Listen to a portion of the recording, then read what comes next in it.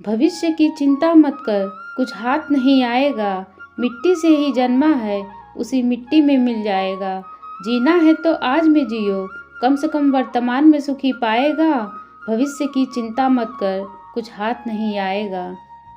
दोस्तों, आज की भाग दौड़ भरी जिंदगी में हर इंसान को अपने कल की चिंता जरूर रहती है, लेकिन अपने इस कल की चिंता में वो ये भूल जाते हैं कि जो उनके पास आज है वो शायद कल ना हो। जो भविष्य है ही नहीं, हम उसके बारे में चिंता में लगे रहते हैं। जो बीत गया उसके बारे में चिंता करते रहते हैं। इस प्रकार हम अपना वर्तमान भी खराब कर लेते हैं। ये बात सच है कि हमें अपने भविष्य की चिंता करनी चाहिए और अपने भविष्य के बारे में सोचना चाहिए, पर वो सब चिंता एक लिमिट में करनी चाहिए।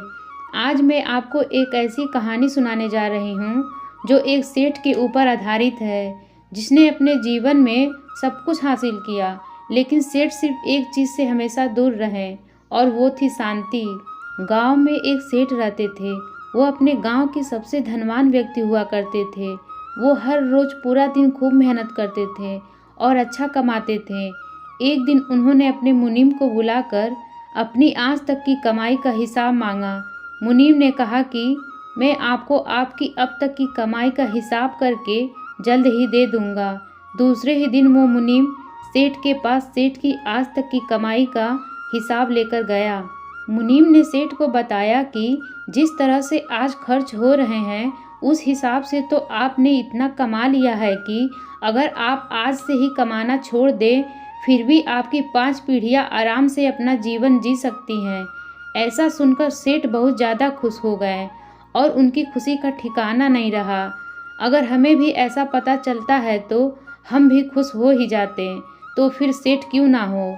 अब सेठ अपनी सफलता से बहुत खुश थे, लेकिन अब उन्हें 6वीं पीढ़ी की भी साथ ही साथ चिंता हो रही थी। सेठ सोच रहे थे कि मेरी 6वीं पीढ़ी कैसी होगी। अगर मेरी कमाई 5वीं पीढ़ी तक ही ख़त्म हो जाएगी तो फिर मेरी आने वाली 6वीं पीढ़ी का क्या होगा।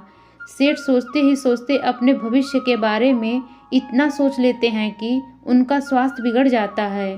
सेठ का स्वास्थ्य अपने भविष्य की पीढ़ी की चिंता करने के कारण ही बिगड़ता है। वो अपनी भविष्य की पीढ़ी की इतना चिंता करते हैं कि वो अपना आज जीना भूल जाते हैं। सेठ का एक दोस्त सेठ से मिलने के लिए आता है और सेठ की ये हालत देखकर उन्हें कहता है कि मैं आपको एक उपाय बताता हूँ, अगर आप वैसा करेंगे तो आप जल्द ही ठीक हो जाएंगे। सेठ ने कहा कि मैं बहुत दिनों से बीमार हूँ, मुझे आप जल्दी से ठीक होने का उपाय बताइए। दोस्त ने कहा कि आप एक पंडित को अपने घर पर खाना खाने के लिए आमंत्रित कीजिए और हमारे गांव में जिस बच्चों को आसानी से खाना नहीं मिलता है, वैसे बच्चों को खाना खिलाइए, आप जल्द ही अच्छा हो जाएंगे। सेठ ने अपने दोस्त की बात मान ली और वो पास में ही जो पंडित जी रहते थे उनके घर पर गए और उन्हें कहा कि आप आज मेरे घर पर खाना खाने के लिए पधारिए।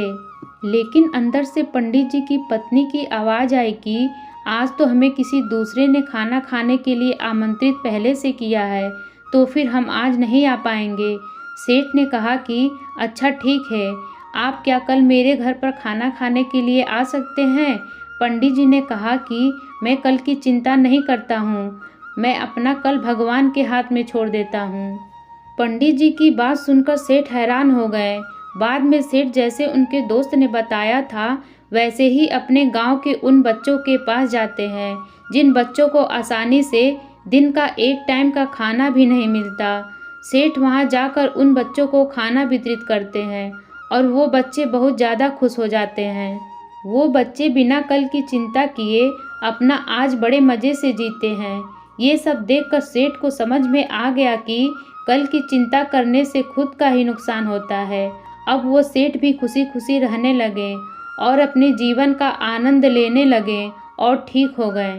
दोस्तों, सुखी जीवन के लिए 3 सूत्र याद रखो। अतीत की चिंता मत करो, भविष्य का विश्वास ना करो और वर्तमान को व्यर्थ मत गवाओ। अतीत पर मत रो, वह जा चुका है। भविष्य के बारे में तनाव मत लो, जो अभी तक आया नहीं है। वर्तमान में जियो और इसे ही खूबसूरत बनाओ। दोस्तों, आशा करती हूँ कि ये छोटी सी कहानी आपको पसंद आई होगी। इसी तरह की कहानी सुनने के लिए इस चैनल को सब्सक्राइब करिए, वीडियो को लाइक करिए। कहानी सुनने के लिए आपका बहुत बहुत धन्यवाद।